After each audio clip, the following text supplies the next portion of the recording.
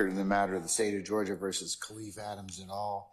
In 22 SC 183572. Mr. Stilwell and Mr. Shard, good morning. All right. Mr. Williams, Mr. Steele, and Mr. Adams, good morning. All right, Mr. Kendrick and Mr. Weinstein, good morning.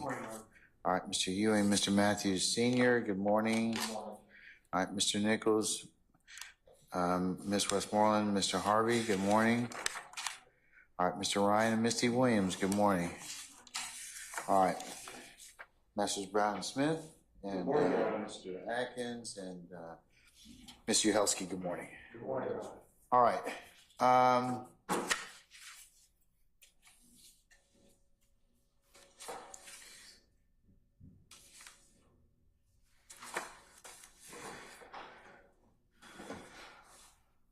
All right, I've had the opportunity to consider the motions that have been filed in regards to disqualify Ms. Love and the reasons set forth therein. I will hear a brief argument consistent with the way and practice I did last time. You have up to 30 minutes, and then hopefully I'll be in a position to rule at that point in time. So, Mr. Steele, since it's your motion, sir.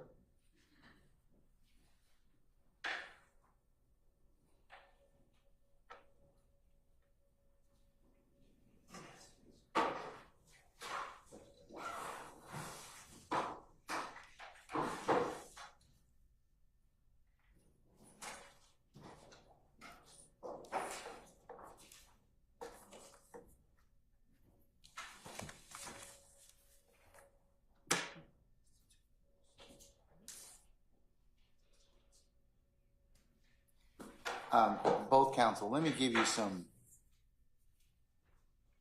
direction in terms of what the court is concerned about. And this may frame your argument because you've got case law, and certainly to the extent that you need to invite my attention to it, that's fine. But I'm more interested in those conversations, if any, that were not witnessed by a third party. So what I'm saying is that purportedly that Ms. Love may have had with the witness where it's just the two of them. So when you're dealing with that, that's kind of what I kind of want to focus upon in terms of the court's inquiry. So if that helps you in any way, okay? You always help, Your Honor. All right. Thank you. Can I just approach and give the court some cases in case they talk about them? Sure. I've already done it, so I want to approach. Sure.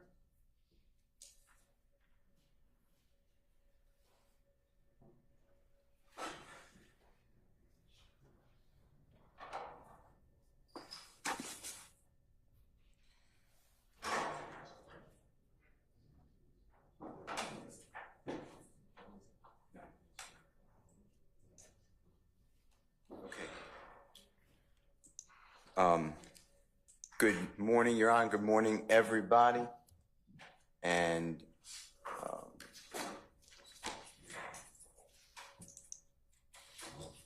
so, Your Honor, I will get to when Ms. Love was not with someone else, but I have two issues that I'd like you to include in that to make this seamless argument. And if Mr. Kokomo, when he's available with the court's permission, can just play two small clips from our court proceeding. I understand it's not the court reporter's work, but the court can weigh it whatever it wants. It's just a refresher on two more issues, and they deal specifically with Ms. Love making an objection to Mr. Adams' cross-examination, and then testifying in front of the jury that there'll be no witness to say what Mr. Adams asked on cross, and that no witness appears on the witness list as well. And then a second one is that Ms. Love cross-examined Ms. Bennett and said that Ms. Bennett sent communications to people in the district attorney's office that you could not make her testify and that you can kiss her a blank blank.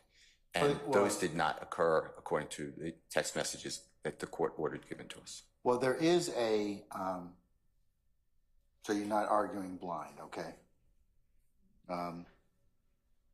There is a affidavit that was filed in support of that particular material witness warrant. It's under seal for obvious reasons, but there is a affidavit that kind of lays out what she purportedly said. I don't necessarily know if that's memorialized in text messages, so I don't want you to go down that rabbit hole thinking that, you know, that's all there is to it, okay? The question, yeah, that's great. The question, I appreciate it because I'm not privy to that. The question, though, asked was, did you send communication? Send to me would be an email, U.S. mail, or a text message. Okay. So all right, anyway, Mr. Kokomo, with the court's permission, if he's available to do it, just play them. They're very short, and then I'd like to answer your questions. Sure. Is that okay? Yes, sir. In fact, Doesn't. Keith Adams first. And the record should reflect that there's also some people who write in on this at the bottom. And specifically, I'd like everyone to take note that a person who's very, very well respected on following trials said Keith Adams is a phenomenal lawyer. You will see that on the bottom. Isn't that self-serving? I just want, I mean, I still want to see if I still got it, okay?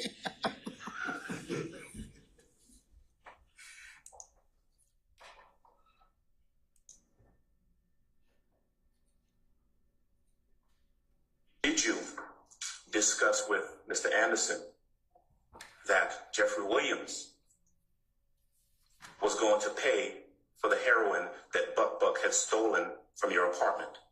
Objection, Your Honor, that would be hearsay, and there is no exception for it. Overrule or no? Number one. Unless, Your Honor, someone is on the list. Prove that up, which there is not. There is. She cannot. Yes. Miss Love is messy. I don't know if the court heard it properly in this courtroom, but it's clear Ms. Love said something to the effect of, there is no witness to say anything like that. There's no witness on the witness list. Yeah, I'll take judicial notice of the official transcript, and if Ms. Weaver will provide the court with that particular part of the transcript for my consideration, even if it's a rough one. Can you play it again for me one more time? I mean, I'll consider it, but I'm gonna take note of what's in the transcript. Of course. Okay. Thank you. Mr. Kokomo, can you play that again, please? A little louder.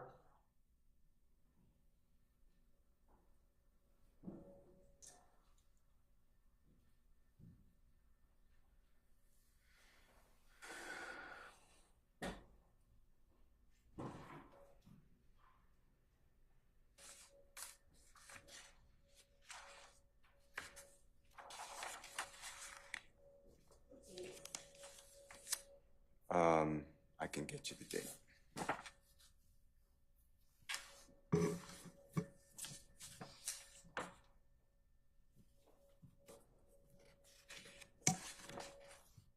I have Friday.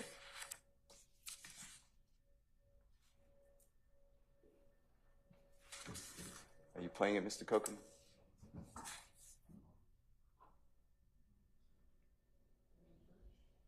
It's Keith Adams' cross-examination. I believe it's Friday. 29.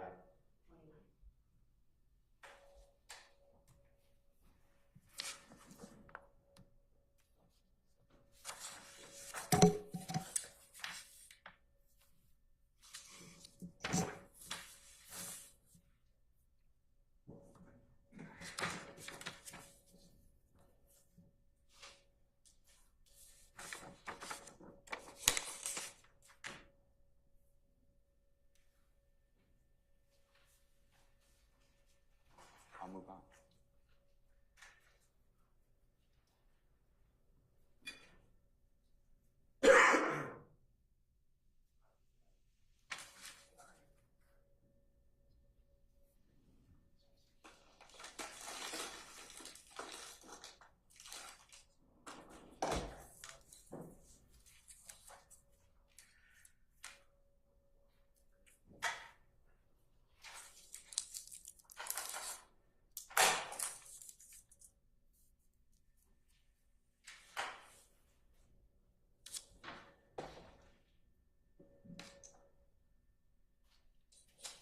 did you discuss with Mr. Anderson that Jeffrey Williams was going to pay for the heroin that Buck had stolen from your apartment? Objection, Your Honor, that would be hearsay, and there is no exception for it. Number one. Unless, Your Honor, someone is on the list to prove that up, which there is not. There is, she cannot. Defense.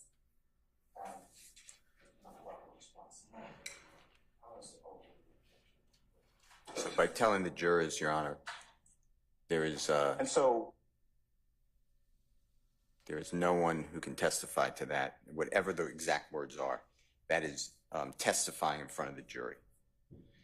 Number two is the exchange between Ms. Love and Ms. Bennett concerning what I believe to be text messages. Understanding what the court said is under seal, which I never saw, but the way that the question is framed is, did Ms. Bennett send communication? Do you have that, Mr. Kokomo? Otherwise, I'm going to continue.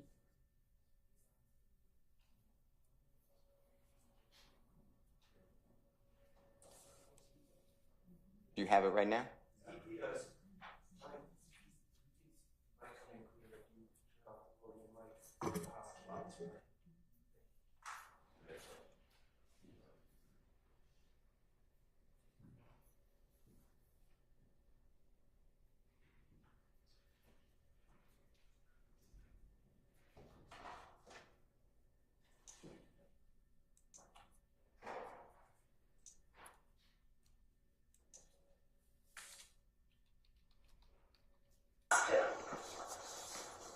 Yes, I sent that to Mr. Hamilton.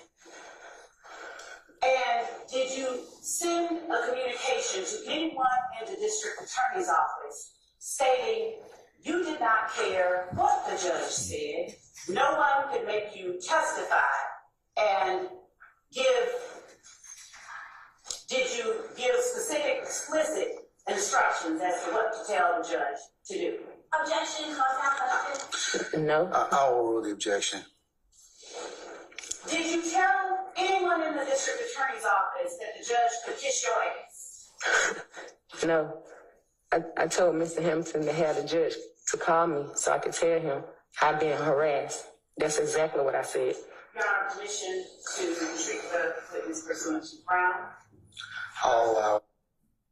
So, Your Honor, the way I heard the initial part of the question was you send communication to him in the district attorney's office with an explicit whatever message, whatever the words are. So, and target that. To answer your question directly, so those are 2 points that I'd like only Ms. Love can answer. Then Ms. Love talked about on redirect, which was hostile witness cross-examination. Talked about meeting with Ms. Bennett on the bench outside of your courtroom with people nearby. That's what, that's how it came out.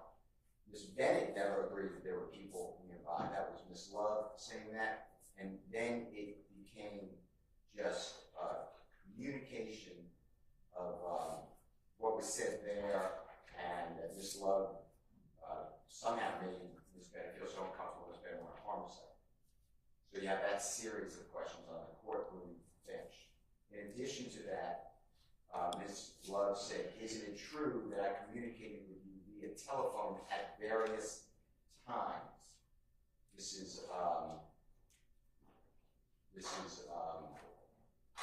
during the, I'm not sure which day, but I believe it's the second day on resurrect.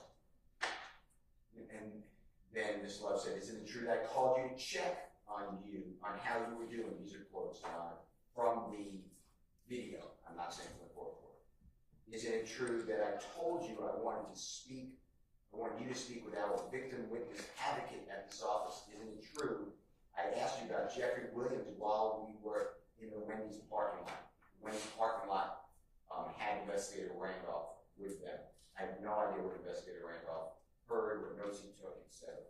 Isn't it true that I asked you whether Mr. Anderson," said Micah Anderson, "and Jeffery Williams were friends before before and it's in 2013. Isn't it true you never once said that the incident did not occur? Isn't it true I came outside, sat down on the bench next to you? Isn't it true I asked you how you're doing? Isn't it true you told me you were beginning to feel like you wanted to harm yourself again? Isn't it true I asked you what caused you to feel this way? Isn't it true you told me you, Miss Love, you are the reason I'm starting to feel this way? Isn't it true that I then left your presence? Isn't it true that never once did you tell anyone in the district attorney's office that this incident where you alleged that young thug, that thug DK and thug's brother robbed you did not occur? That includes Miss Love as a witness. She's saying anyone in the district attorney's office. Isn't it true? The only thing we told you had to do was appear. I can't understand it. Something about a subpoena. Isn't it true that on May 13, 2013, I had never spoken with you in my life? Did I ask you about Donovan Thomas when we met? I believe it's at the Wendy's, Your Honor, so Investigator Randolph would be around that area. I have no idea what you heard. Do you remember tearing up when I asked you about Donovan Thomas? So did we talk about him getting killed when you and I met? Did you indicate that it was messed up what happened to him? Nobody did this. Ms. Love injected herself into the proceedings. There's not a waiver here. She decided to do it on her own. We don't have to sit here and stop her from becoming a witness. Did you object at the times that she said all these? There's no objection. She's By any of you? No. But don't you have to object, preserve the, or let the court know at that point in time? That's one of the issues that the state's raised, is that you all failed to timely object. Yeah, the state is wrong. The state is wrong.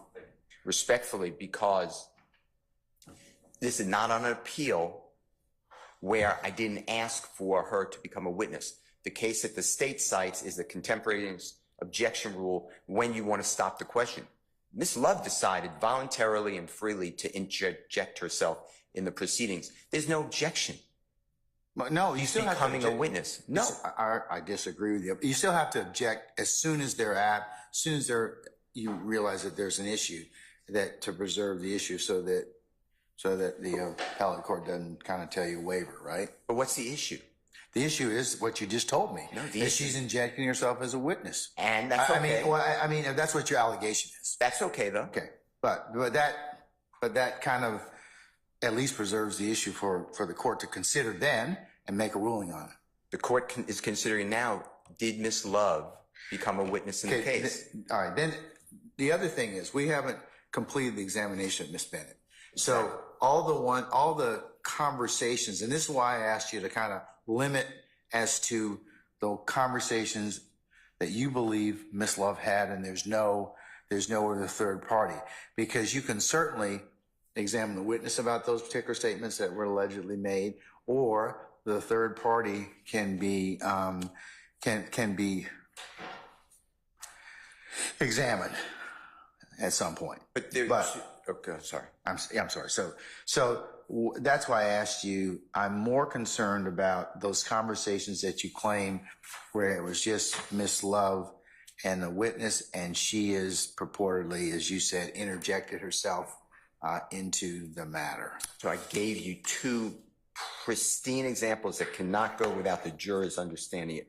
The first one is, did you send, this is Ms. Love's words, did you send a communication to anyone in the district attorney's office stating you did not care what the judge said, no one could make you testify, and did you give explicit instructions as to what to tell the judge to do?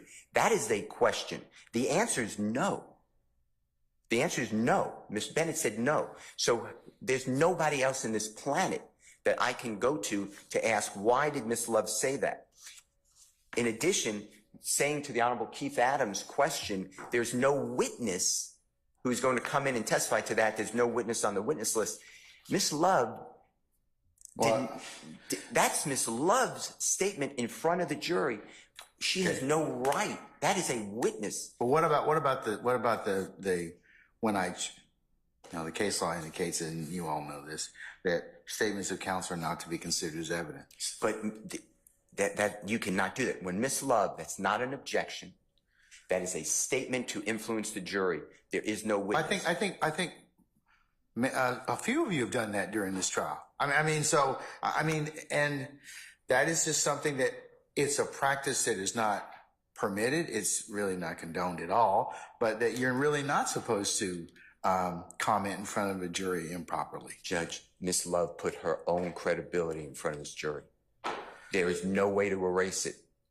There's no limiting instructions. But I'm going to charge the jury at the end of this case that statements of counsel, opening statements, closing arguments, the questions asked by counsel are not to be considered as evidence. They're not. But Mr. Williams has the right to cross-examine. I do. You do. And that's why I'm asking you about the times that she has. I gave them to you. Okay. So I gave you all those times about telephone conversations. There were just the two of them. So you're saying the two areas that I'll take judicial notice of, as well as anything that's been on the transcript, and that was on the 25th of March?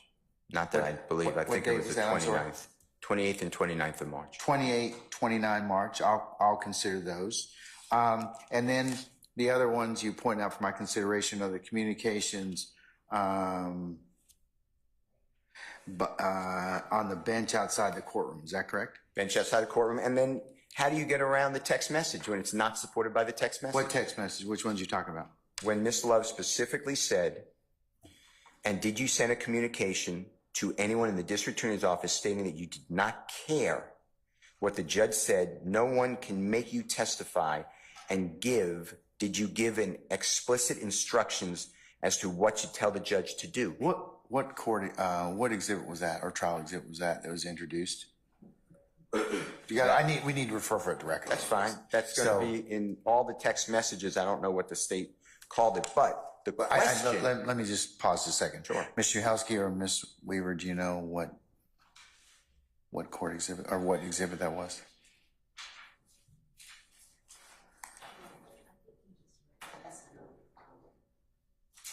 But I need to reference it for the record anyway, so.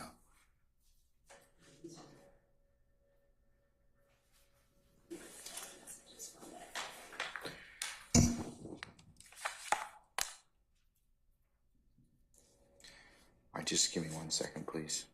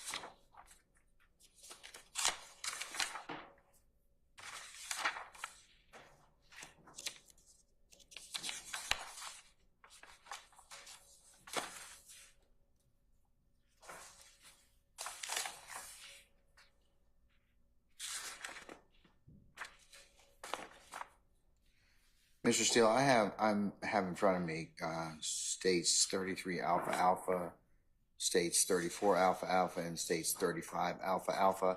If you want to take a look at them and tell me exactly where it is that, you know, in either one of those three, also have 32 alpha and alpha alpha. Let me take a look at that right quick as you're looking at that.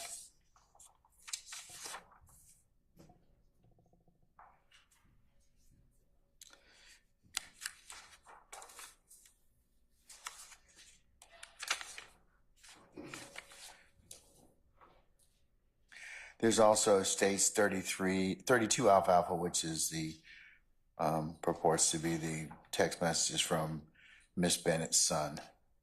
His phone. Yes, you can, sir. This is on 34A. 34 alpha alpha. I'm giving them all back. All right, thank you. Okay, all right.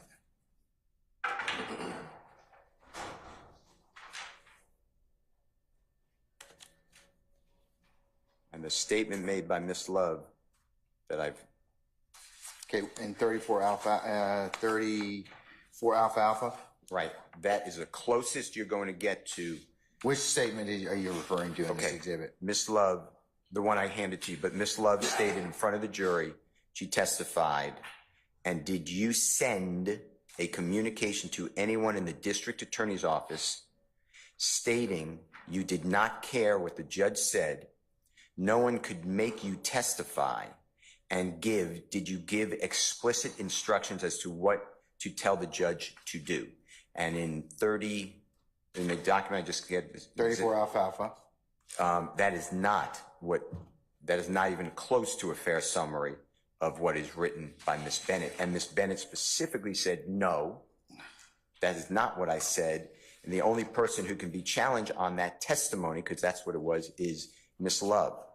And the state's case that they cited to you, which is Bonner, B-O-N-N-E-R versus State, 192 Georgia Appeal, 721 1989 case. And the state said that this is the only case in Georgia on point. I don't agree with that, but that's what they wrote.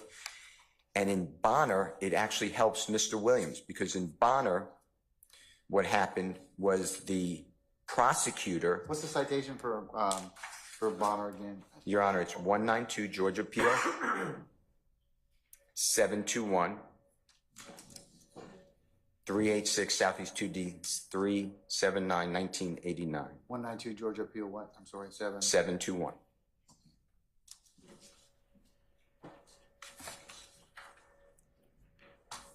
It's a short opinion. It's in Division 3.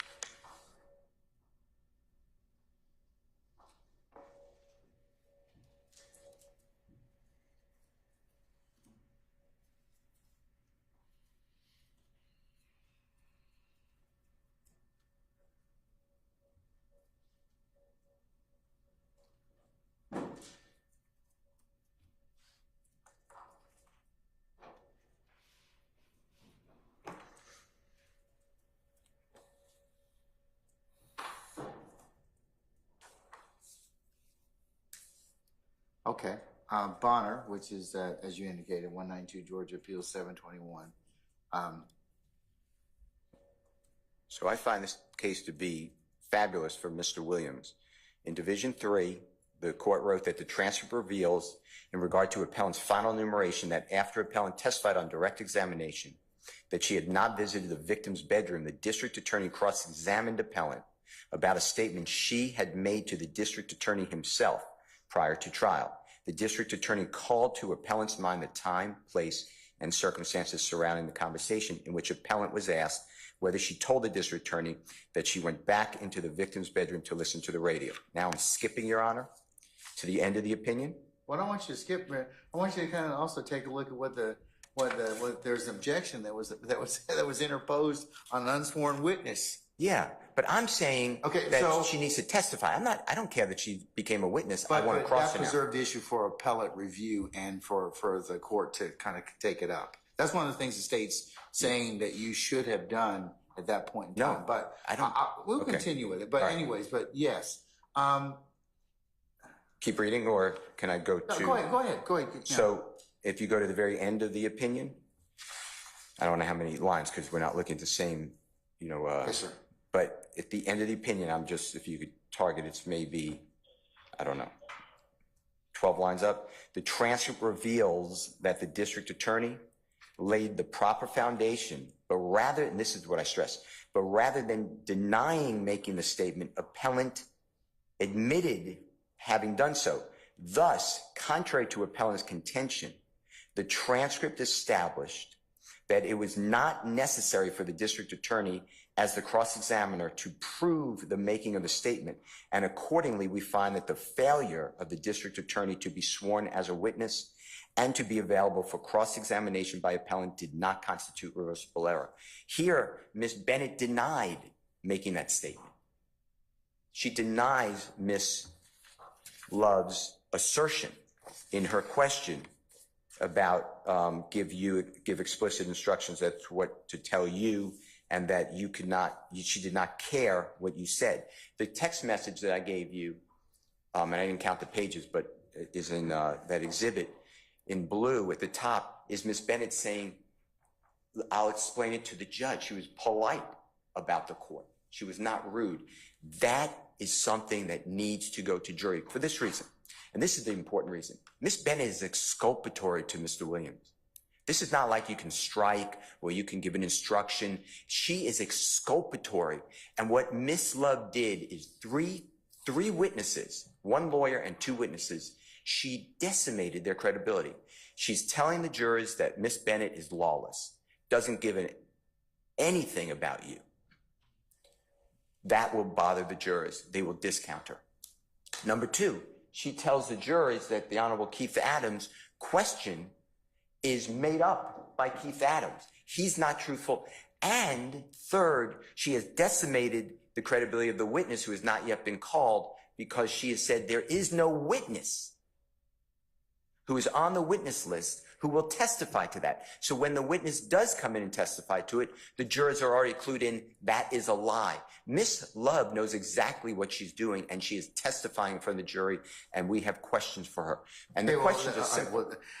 All right, let's focus, because the focus is on, remember, statements of counsel are not to be considered as evidence anyways, but focus on the issue of Miss Love and the statements that she purportedly has made to Miss Bennett that you can't examine. How come you can't examine Miss Bennett on the stand about those statements and utilize the text messages? Because I would say to Miss Bennett, what did Miss Love mean when she said, did you send a communication to anyone in the district attorney's office stating that you do not care what the judge said and no one could make you testify, and did you give an explicit instruction as to what to tell the judge to do? And the answer is going to be, I have no idea what Miss Love was thinking. I don't know why she asked me that question. I already told you that's not true. So you have to ask Miss Love, why would you say that? Why did you put in the jurors' minds that this witness is underneath the law? That she curses at the judge? That the judge can kiss her ass. Well, I don't want to say it, but well, here's the thing as well. If that's what you're looking to get at, to impeach her, to get her, I think there's another methodology of doing that. I don't believe I know that methodology. No, I'm telling you that I told you that there may be a exhibit that, like I said, they have a material witness warrant, and for good cause, I'd be willing to unseal it and you can look at it. I'll look at it. And that may, I'm telling you from the court's perspective, that if you're, because if you're attempting to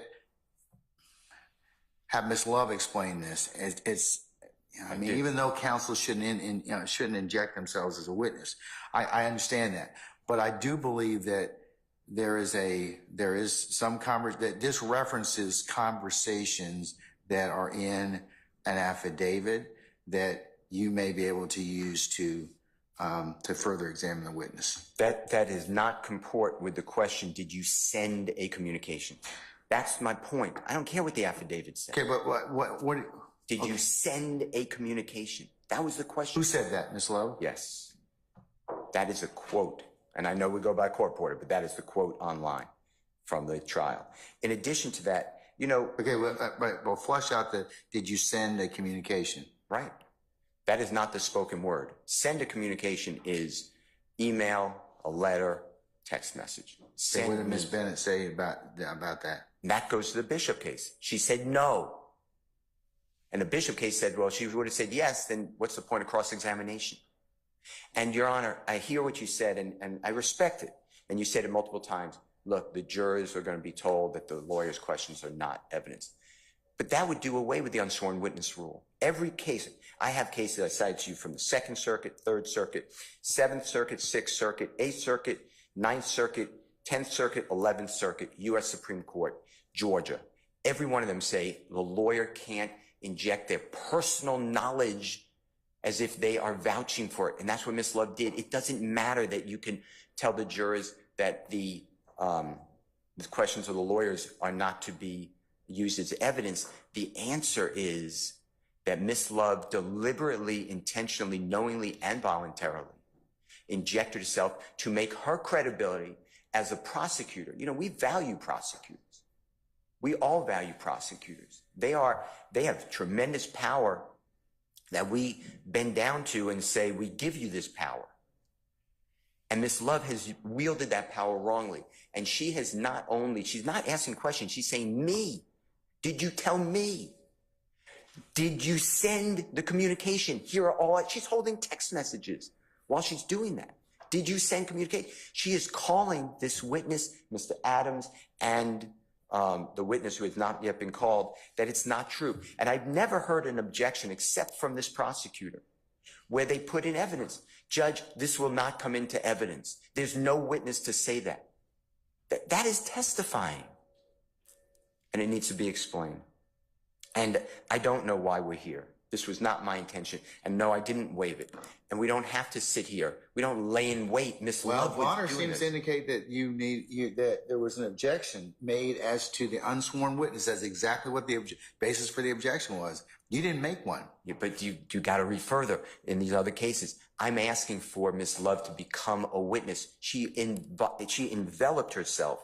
She's intrinsically intertwined for whatever reason in what she did in the case. I understand that she said that other people around her on the bench. Other people around does not mean that they were part of the communication. Other people around doesn't mean they heard everything. The telephone calls that Miss Love had, we don't accept that it was on a speakerphone with someone else there. She's texting the woman on New Year's, telling her what a great mother she is. What a symbol, I'm not quoting now, but a symbol of the community she is. You know, these are inappropriate. And lawyers aren't supposed to make lawyers the object of the trial. Miss Love made herself the object of the trial, tried to cut the knees out from Mr. Adams by saying he has no right to ask that question because there's no witness who will say it. Those are all the wrongs that the ethical code and the case law tell us to do. I'm very aware of your time limit. I know there was issues. No, I'm going to let you have a little more time. So, but tell me about the Rule 3.7. If there's any other case law that seems to that you want to point to my attention from Georgia, all the other of course states are persuasive. But is there anything else that our Georgia courts have indicated that would make out your argument in terms of the unsworn witness?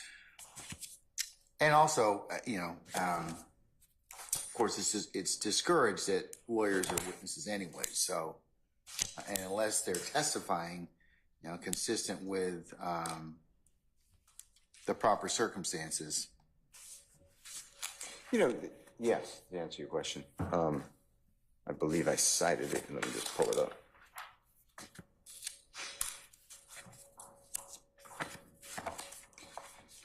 It is a case, I believe, that the Honorable Bruce Harvey did.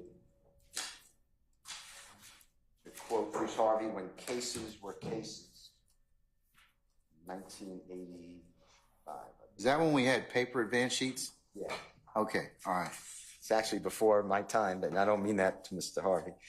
It's Castell, C-A-S-T-E-L-L versus Kemp. C-A-S-T-E-L-L versus Kemp. It's 254 Georgia, 556. So you said 254 Georgia? 556. It's in your package if you care. And it's 331 Southeast 2D, 528. It's 1985. And if you look at the left-hand side of the copy I've given this honorable court in the parties, you will see counsel, the Honorable Bruce Harvey. Is in this packet of materials you gave me? Yes, it is. It should be,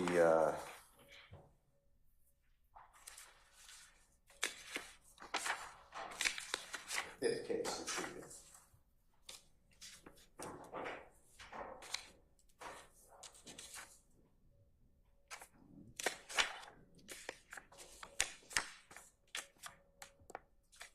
Fifth case I have is Dillon versus Common. Right after that.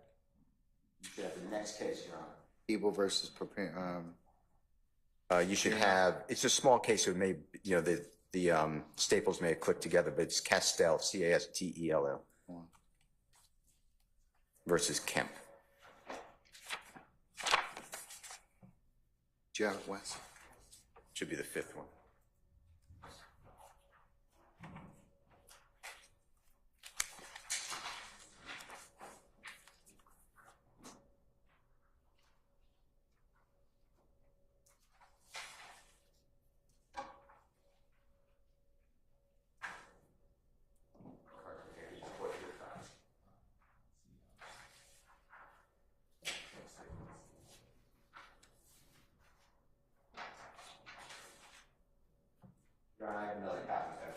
Yes, sir, you may.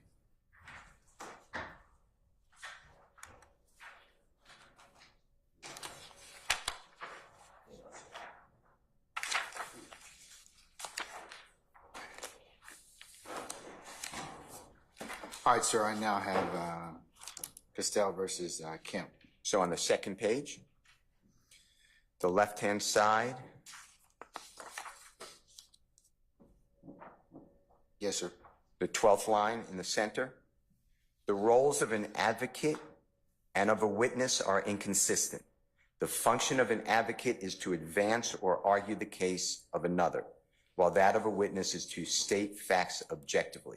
And then it cites State Bar of Georgia's Code of Responsibility, Ethical Code 5-9, 1983. Furthermore, where the question arises, doubts should be resolved in favor of the lawyer testifying and against his continuing as an advocate. And that again cites to the ethical code.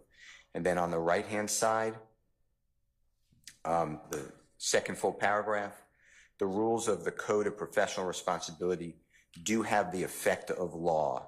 Although only couched in aspirational terms, these rules cannot be ignored if we are to maintain integrity and credibility of our judicial process. So I believe that that shows that the ethical code is in play here when a prosecutor does what Prosecutor Love did. And it's worse when it's a prosecutor. All these cases I cited to the court, they all say when you're talking about a prosecutor becoming a witness, it is triggering rights of the accused, as opposed to other lawyers where you might just say what the lawyer says is not evidence. Here, the prosecutor has to be looking out for the rights of everybody. That's why there's Brady obligations. And in this case, Ms. Love just went way over the top and injected herself. Your Honor, the United States versus Hosford, H-O-S-F-O-R-D, which should be the first case against this honorable court in the parties, which is 782F2D 936. It's 11th Circuit, 1986. In that case, the AUSA, his name is McGee, MC capital G-E-D, did not formally appear as a witness, but he was cross-examined. And I mean, he was doing cross-examination and he was involved in the facts of the case, like Miss Love. And on page 3 of 5, the 11th Circuit goes through a 4-part analysis. But on the right-hand side, the 7th line in the center, specifically, I think this applies. The 11th Circuit said that third, the performance of the dual roles by a prosecutor might create confusion on the part of the trier of fact as to whether the prosecutor is speaking in the capacity of an advocate or of a witness, thus raising the possibility of the trier according testimonial credit to the prosecutor's closing argument. And here, that's what we have. We have the cross-examination or the redirect examination or the direct examination of a, quote, hostile witness, where Ms. Love is, through her questionings, raising the possibility that the jury will think that they're giving testimonial credit to what she's saying. You can't ignore that, and you can't erase it. The 4th one, right after that, the 11th Circuit wrote, fourth, the rule reflects a broader concern for public confidence in the administration of justice and implements the maxim that justice must satisfy the appearance of justice. This concern is especially significant where the testifying attorney represents the prosecuting arm of a federal government. And I don't know how we got here. I don't know why the state thinks that this is no big deal, just cross-examine someone else. This is exactly what we don't do. It's an ethical violation. It is a lawful, legal violation. And I ask this honorable court to disqualify Ms. Love from going forward in our case. She will be a witness in the case. And we will ask her, we'll telegraph her what concerns we have. Why did she, I told you, what did she do at the bench to make what did she do? Outside bench, that conversation that was had purportedly outside. Right, what Ms. Love reported to us. That one where others were around, that's how it was said. Others were around, not others were participants. The telephone calls, the announcement in front of the jury, it's not an objection to say there is no witness who will say what Mr. Adams said, that this was a theft and Jeffery Williams repaid the theft. And did you send, Ms. Bennett, did you send communication that the judge, I'm not going to go through it again, but, inappropriate things towards this court? And the answer was no. So that's why Bonner, I believe it's helpful. All right. No, Your Honor, thank you very much. Okay, all right. Ms. Uhalski? And by the way, can I say one other thing? Do you mind if I just say one other thing? Your Honor, yes. I looked at my notes. It is Thursday as well as Friday, not just, I think I said earlier Friday. It is Thursday, some of these concerns. They came up on both direct and redirect.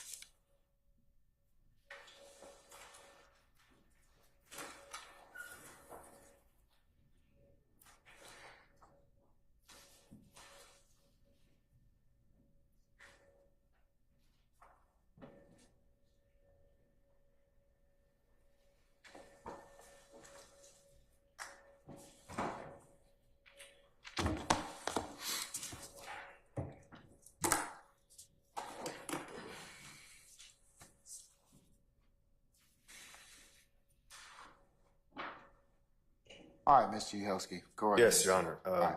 Let's start with 3.7. I'm sorry, start with what? Rule 3.7. The lawyer as witness professional conduct rule. I wanted to point out about Castell and in connection with 3.7, just while it's at the front of mind. Castell was a case where Bruce Harvey tried to argue his own ineffective assistance. That's the conflict that we're cited to when we're talking about Castell. And when we're talking about Rule 3.7, the lawyer as an advocate shouldn't be also a witness. It's true what Mr. Steele says about these rules having binding effect, but there's nothing that says that even if there was a 3.7 violation, which we dispute, of course, that the remedy is disqualification of the prosecutor. The remedy, as far as I remember looking it up just yesterday, was public reprimand. If there was a 3-7 violation in the first place. But that's not from me. That's the collateral offense. Sure. The collateral consequence. The legal consequence for the trial would be for me to they've asked me to consider that she'd be disqualified. Sure, but I guess the larger point about Castell, going back, is the idea like of an attorney on a habeas to argue that their own performance at trial was ineffective. That's kind of an impossible conflict of interest. So I don't think we have anything resembling that here. And I want to go to the questions that Mr. Steele was getting into, and I'm not going to get too much back into the briefing because I know Your Honor has digested that. But starting with the comment about Mr. Adams's question about Buck or whatever that was. So it's a hearsay objection, and then it was followed up with, hey, there's not going to be a witness on the witness list. That's the attorney. You'd agree that she shouldn't have said that. At best, it's a speaking objection, and if the remedy for a speaking objection, Your Honor, is disqualification, guess how many defense attorneys we have left? You see what I'm saying? So at best, it's a speaking objection, and that's improper, but it's not the lawyer testifying. Again, the jury is presumed to follow the judge's instructions. The judge has, in this case, and will continue to advise the jury that what the lawyers say is not evidence. And in that connection, Your Honor, I want to point to one of the cases. I'm not going to belabor it, but Palmer v. State, and this is on page 4 of the state's brief. It's a Georgia Supreme Court case. It's 236 Georgia 507 at 507 and 508. There they approved of a jury instruction, and I will concede that it was a curative in that case, but it says that the instruction said that anything a prosecutor might say while asking questions on cross-examination was not evidence. So even if you think that was an improper speaking objection, which is not the first one we've seen, the remedy is not disqualification, which, as Your Honor is aware, is a radical remedy. Going forward to this other communication, the second major point that Your Honor had asked us to discuss, this instance where Ms. Love asked Ms. A.B., isn't it true that you sent a communication talking about the judge can kiss your ass? That's just not good phrasing. Send a communication. It doesn't necessarily mean, it doesn't say, didn't you send a text? It doesn't say, didn't you send an email? It says, didn't you send a communication? That's just kind of maybe imprecise phrasing. The remedy for imprecise phrasing is not disqualification either. And if you listen to the rest of that question, Ms. Love went on right after that, really kind of interrupting herself, and clarified and said, did you tell anyone at the DA office that the judge could kiss your ass? Did you tell anyone that? So she heard her own imprecision, she corrected it, and then the answer was no. So we had this big argument about how Bonner doesn't apply because in Bonner, the witness said yes. Oh no, well in this case, the witness said no. It's a question. But how are they going to impeach her on it? However they want. They can cross-examine her. They have the text, every single text that anybody had with Bennett. Those speak for themselves. They can cross. And the very next witness that I believe the state may call in relation to AB is going to be the investigator who was going to be present for these communications. And just to clarify, which I think wasn't clear, we're not saying, and it's not true that Ms. AB ever sent a text that said the judge can do this. That was an oral statement that was made, and Ms. Love said, hey, didn't you tell me this? And we can ask Ms. AB about it. We can ask the investigator who swore an affidavit to that effect, which Your Honor is aware of. And so there's no unsworn witness violation. And I'm not going to make too much more, fodder of the Rule 3.7 stuff and the idea of like preserving objections, because it's true what Mr. Steele says. That is an appellate doctrine, and if you don't object to it, you waive it. The contemporaneous objection rule says if you don't object by the time the next question comes, you've waived it for appellate review, and that plain error and stuff, all that still applies for an appellate matter. I just wanted to point out that the sort of artful practice that you see here is a little bit concerning, especially when you look at the sort of injection that happened with Mr. A.B. when it comes to lawyers asserting potentially facts not in evidence, becoming part of the evidence. Again, if disqualification were the remedy here for what is alleged, and we're not even conceding that the allegations are true. But if disqualification were the remedy, where's the Georgia case that says that? And if indeed that was the remedy, again, like bye-bye defense lawyers, because Your Honor's been aware of this going on both sides. We have we have permission to lead a witness. Okay, that's proper under Brown.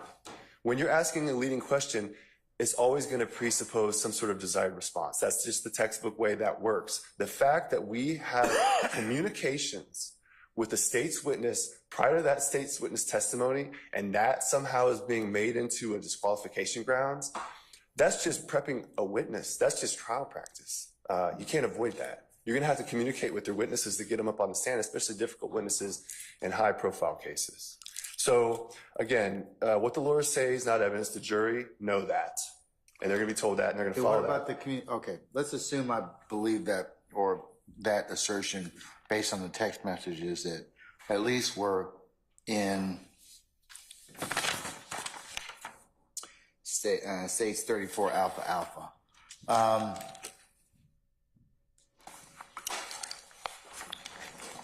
What about the communications that Ms. Love had with Ms. Bennett on the benches outside the courtroom that were not memorialized or witnessed by a third party? I don't believe that any such communications exist. Ms. Bennett said nobody was nearby. That's her answer, but that's not necessarily what reflects the truth. You don't believe that's a problem? I mean, how is the defense or anybody else going to test that? Then you are being asked to look at the credibility of lawyer versus witness because you don't have a third party. Well, that's what Ms. Bennett says, that there's no third party.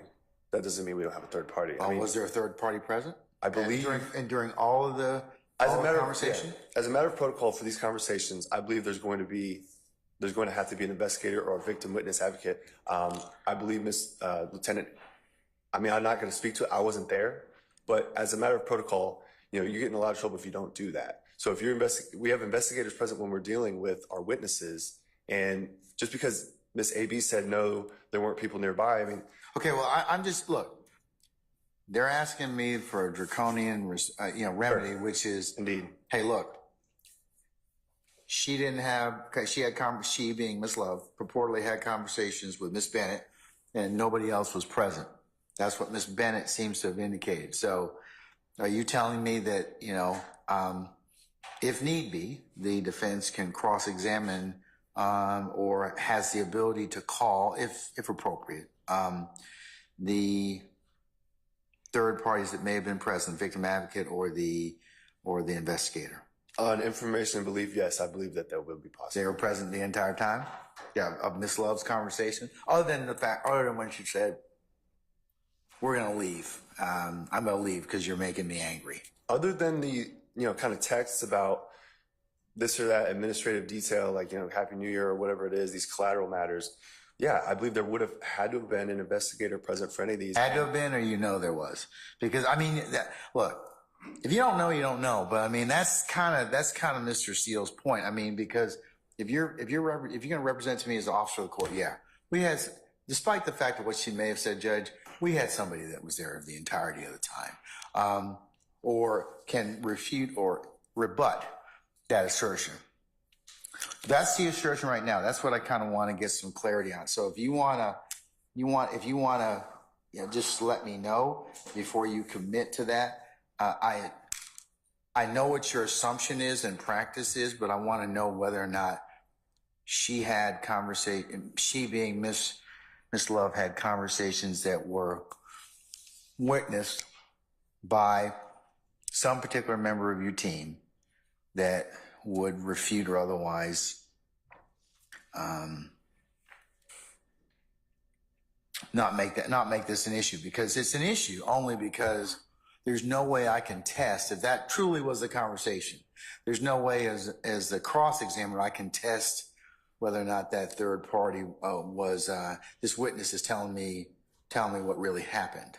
Okay, so I'm going to hold on that and let you. I have an update on that. Okay, all right. I believe the conversation that we're referring to, I'm being told there was an investigator present. Antonio Long was present for that. Okay, all right. So if need be, Mr. Long Sure. can be, if appropriate, can be examined on that. Okay, all right.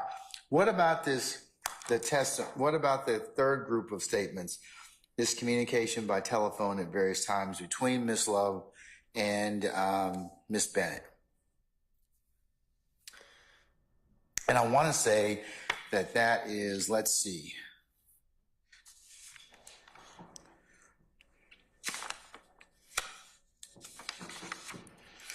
And you all might be able to help me out with that. Which one of the state's exhibits, 33, 34, or 35, are the ones that there's the assertions of that Miss Love is having a conversation with Miss Bennett? Can one of y'all tell me? So the text conversations that have occurred between anybody and Miss Bennett, anyone in the DA with Miss Bennett, those the court has, all the parties have all those. Those are 33, 34, and 35 alpha alpha. I believe so. All right, but I want to know which ones of these conversations are the conversations purportedly that Miss Love had with Miss Bennett. Because some of them are just talking about the son having and getting a job or helping the son get a job. Some of them are just pleasantries of the greetings of the season. Yeah. I mean, I'm not concerned about those. I'm more concerned about about anything that may have been said that maybe wasn't witnessed, that might be problematic. That's what I'm trying to look at this time. Well, I mean, from my understanding, the text messages largely occur between Lieutenant Hamilton and either Miss AB through her son's phone or her direct phone. Again, when you're talking about conversations about, coming to court, just pleasantries and stuff like that, I'm not aware of any conversation that happened that was of substance that wouldn't have been witnessed by an investigator or some other advocate per protocol. I mean, I'm not the universe of all the potential things that could have been said. I mean, I'm not really in a position to represent like what may or may not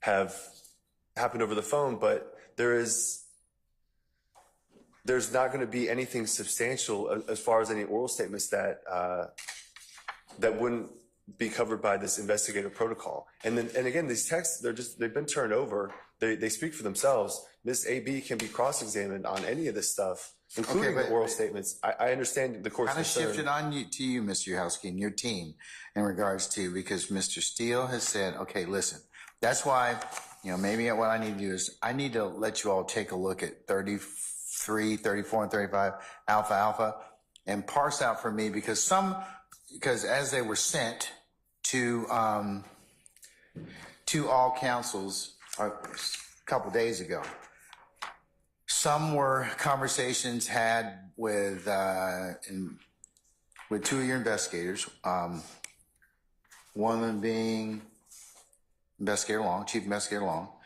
The other one was with, I want to say, Investigator Hamilton. And then the other one was reportedly with Miss Love. So there's 3 sets, I think, of text messages. That's kind of what I need you to kind of look at. I need you to look at this last set of communication at various times of who within those particular exhibits had text message conversations. The one I'm focusing upon at this point in time is of course, Miss Love. So let me just recess about 10 minutes and let you all kind of look at that. That's kind of what I want to address. I just want to make sure that I've gotten it correct. Okay. That's fine. Thank you. Okay. All right. So we're going to be in recess 10 minutes. All right.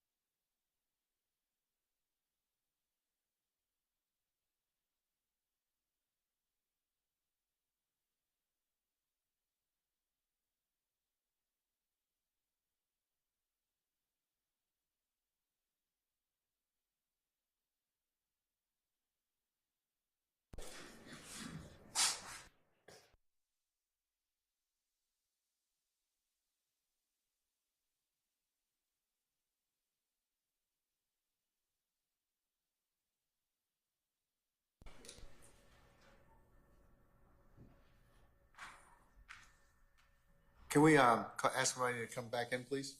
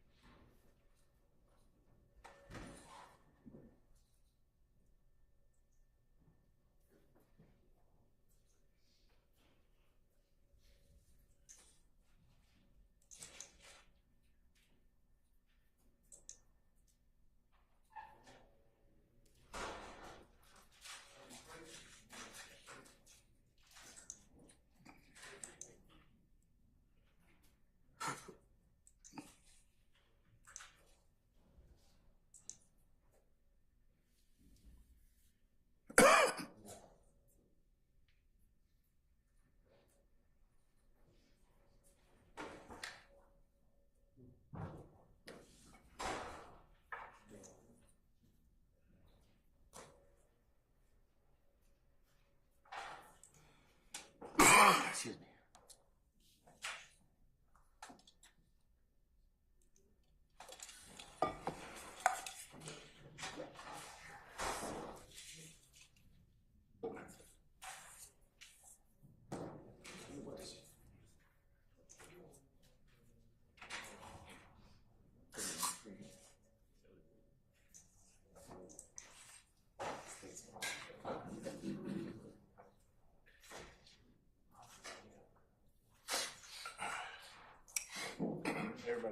All right, thank you, Sergeant Ingram. All right, Mr. Uhalski, we'll be able to parse out as it pertains to the state's exhibits. All right, I was able to get some clarity on the two issues we left off on, starting with, I can emphatically state in my place that Ms. Love was never alone with Ms. Bennett for any oral conversations. As With it respect pertains to the bench conversation. Yes. Outside courtroom bench conversation. Yes, and that one, and I'll clarify that, it started out with Ms. Love and Antonio Long, and then there was this representation from AB about harming herself due to the fact that, you know, the state wants her to testify, by the way. But after that point, Adrian was sort of backed off, and then Tamika Kelly and Partrina Baker then went ahead and got with Miss AB at that time. And I will say, if Your Honor thinks that cross-examining AB on that conversation is You're not talking about enough. Ms. Bennett. Yes, sir. Okay, all right. If Your Honor thinks that the defense cross-examining AB on that conversation and the circumstances surrounding it and everything about it is somehow not enough under the Constitution, then you have those additional witnesses. The next part is the text message conversations, okay? I wouldn't even call them conversations, but they're contained. Okay, let's the first, Grant, tell me which text message conversations, because I want to say there's 32, 33, and 34 alpha. Is that correct? Yeah, 35 alpha. Oh, and 35. Is it started at 33 or 32? Yeah, you all have them, so I don't. So, Well, the ones that pertain to Ms. Love's conversations, the text communications, are 35 alpha. okay, so let's take a look at those. And so when you do take a look at those, and I'm looking at them now, I'll just characterize them. They're sort of pleasantries. How are you doing? Good morning, etc. I mean, we can take a look at every word of them. And like I said, they speak for themselves. Let And me again, take a look at 35 yes, sir. alpha. And the approach. Yes, you may. Thank you. I'll give Your Honor some time to look at those, but I'll be ready to continue at the court's pleasure.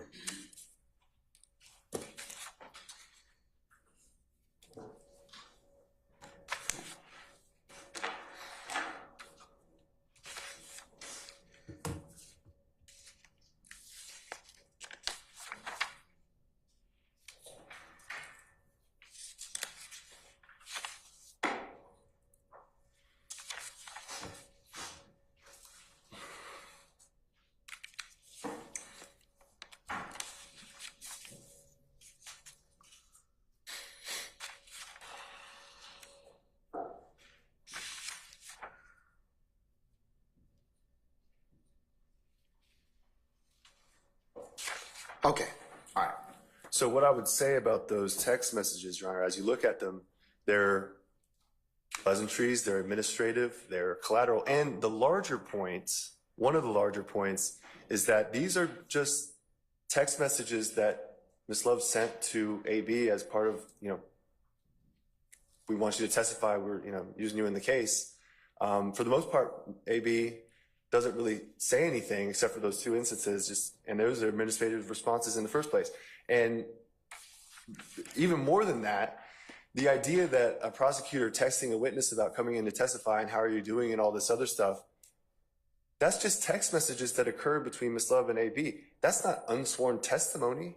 And when it comes to the ability of the defense and the right of the defense to impeach on matters like that, Your Honor, I want to point you emphatically to Scott v. State. Okay, that's a 2020 Georgia Supreme Court decision, 309 Georgia 764, and again, that's 309 Georgia 764 at 770. And it says as follows.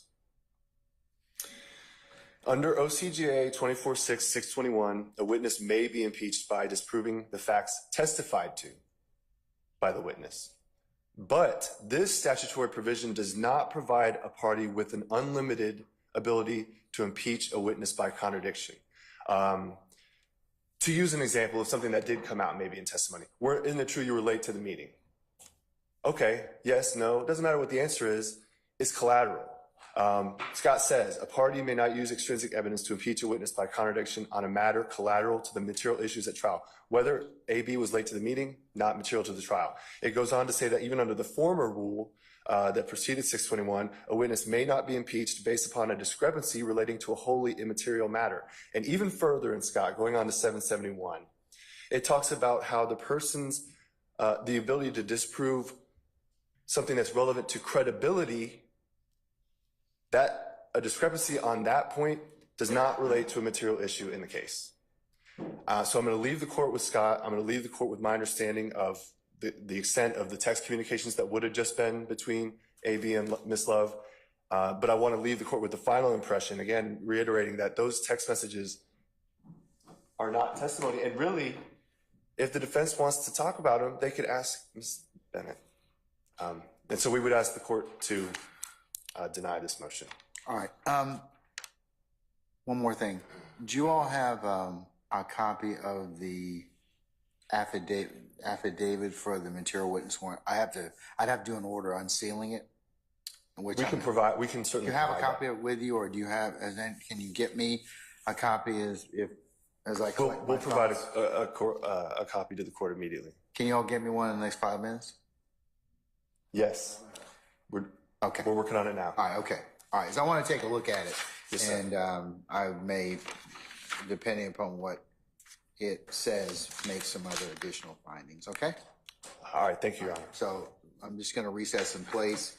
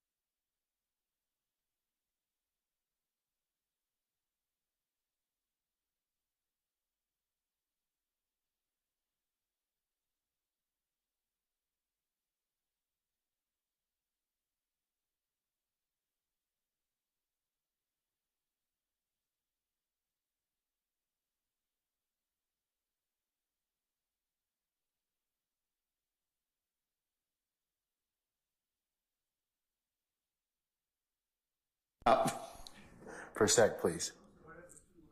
It's too loud.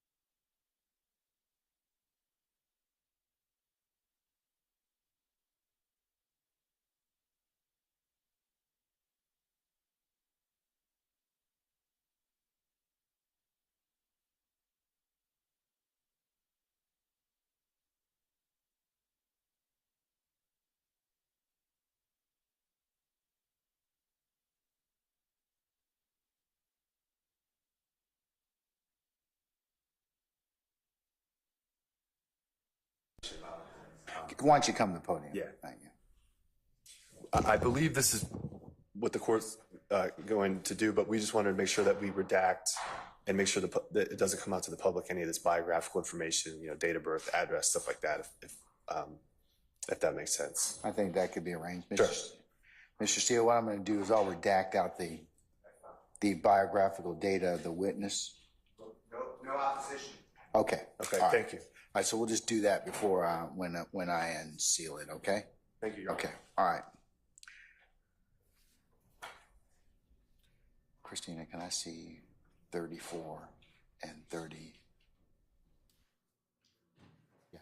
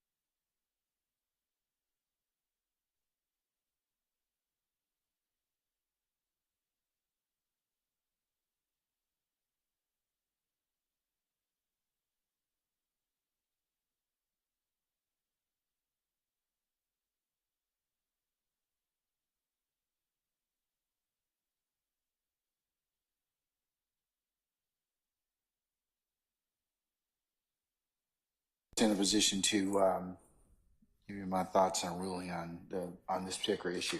The court has considered the issues framed in the defendant Williams' motion to enforce the disqualification of Prosecutor Love.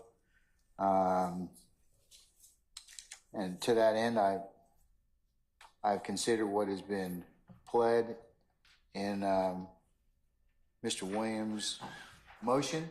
I've also considered the state's response to defendant motions, defendant Jeffery Williams' April 1st, 2024 motion to disqualify. I've also considered the arguments of counsel. I've also taken into account and will take judicial notice of the proceedings to include the transcript of proceedings on, and in particular, 28 and 29 March of 2024.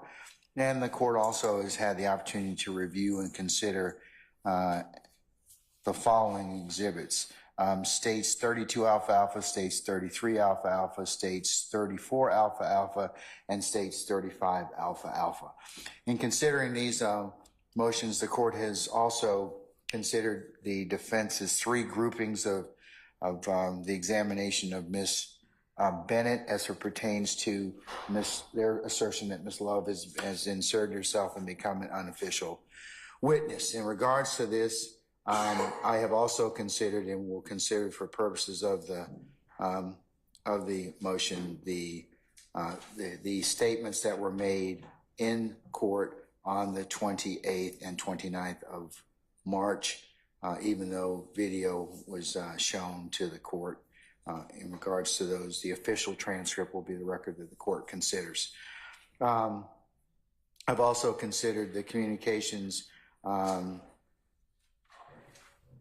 between Ms.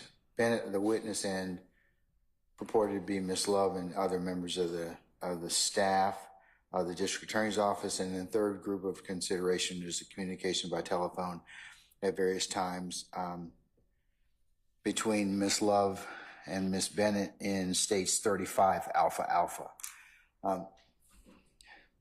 In considering those, the court has also taken a look at the cases that both the state as well as the defense has proffered and invited the court's attention in respect to this issue of Ms. Love and being an unofficial witness. The court is of note considered Bonner, as well as, and Bonner's at 192, Georgia Appeals 721. And also the court has also considered Cantwell versus Kent, 254 Georgia at 556, and Scott versus the state 301 Georgia at 764, and 24-6-621, as well as ruled for the Georgia Rules of Professional Responsibility.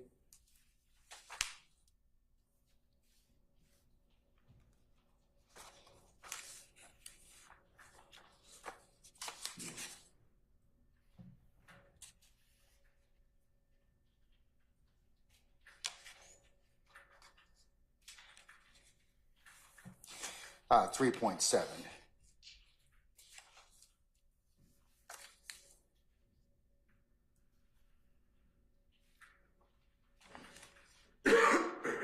To the defense's arguments and assertion in the first grouping that has been brought to the court's attention on March the 28th and March the 29th of 2024, the court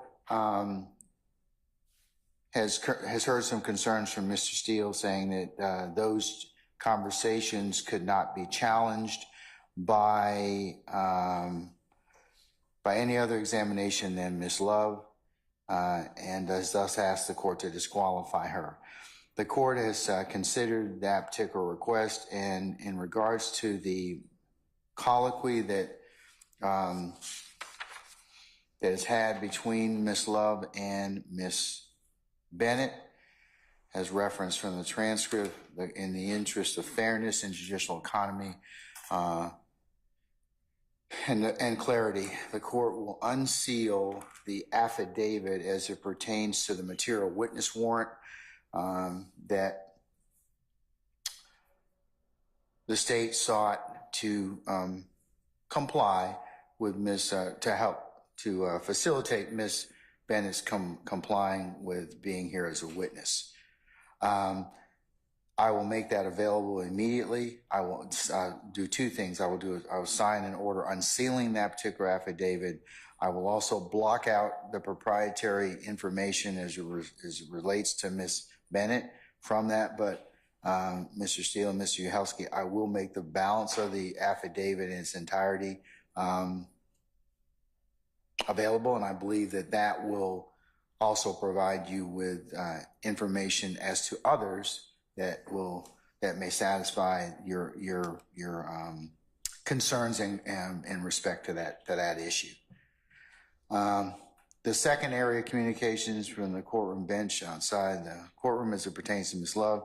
I believe that Mr. Uhelski is proffered and stated in his place that Chief Investigator Long would be the person, as well as the two victim advocates that can provide information in respect to any communications that may need to be tested or heard of during that particular period as it relates to that issue.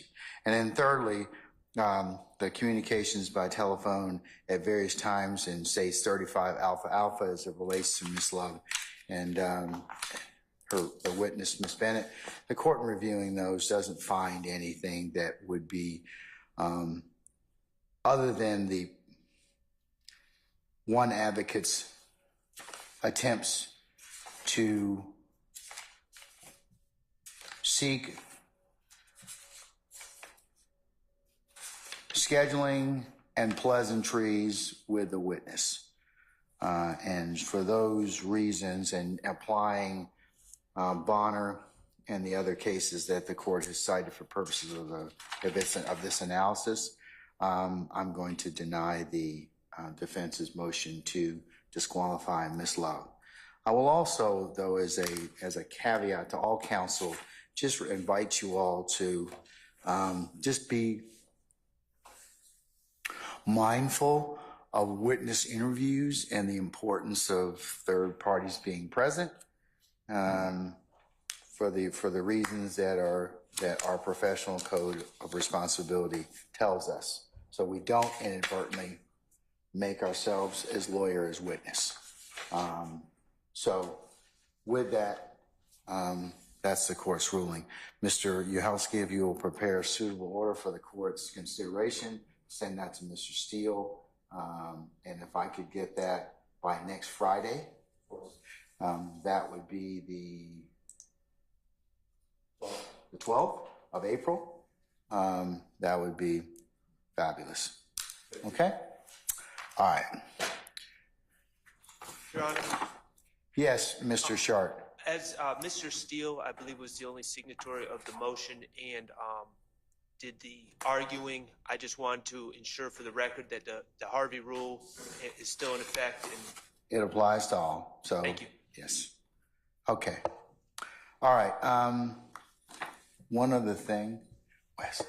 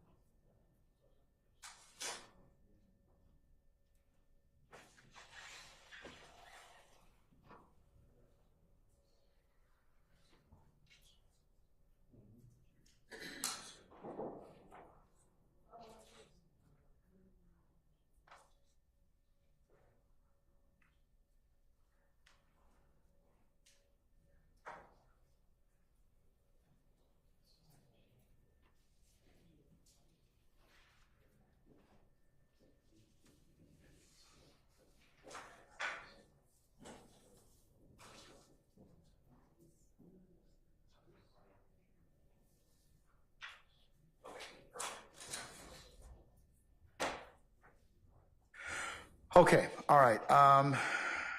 I don't think I have anything else I need to add or with you all, other than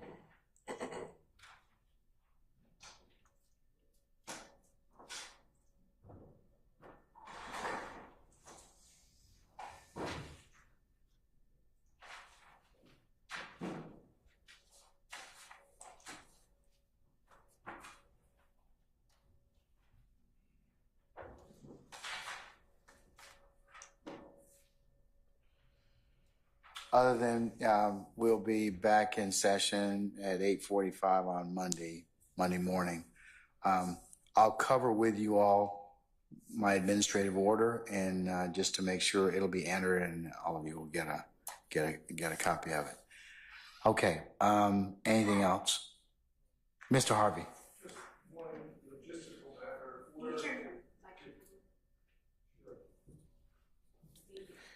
If one logistical matter, if we are to be here pursuant to your 8:45 requests, we need a current order to get us in before 8:30 so we can be here, be ready to go per your 8:45 requirements. If your staff can prepare us an order allowing us to get in before 8:30, we would appreciate it. Mr. Harvey, I will take care of that momentarily, okay? All right? Okay. Anything else? All right, if not, I'll see you all for 8:45 on Monday morning, the 8th, and our jurors will be present, and we'll take up that, because I believe I told them to be here for 9 o'clock. So we'll whenever they all get here, that'll give us some time to cover any other ministerial that we have to cover. All right, I notice you all have, Ms. Love has turned it over to you all from the evidence that she and the state are wishing to proceed with, consistent with my orders. So unless there's anything else, I'll see you all on Monday, okay? All right, we're in recess.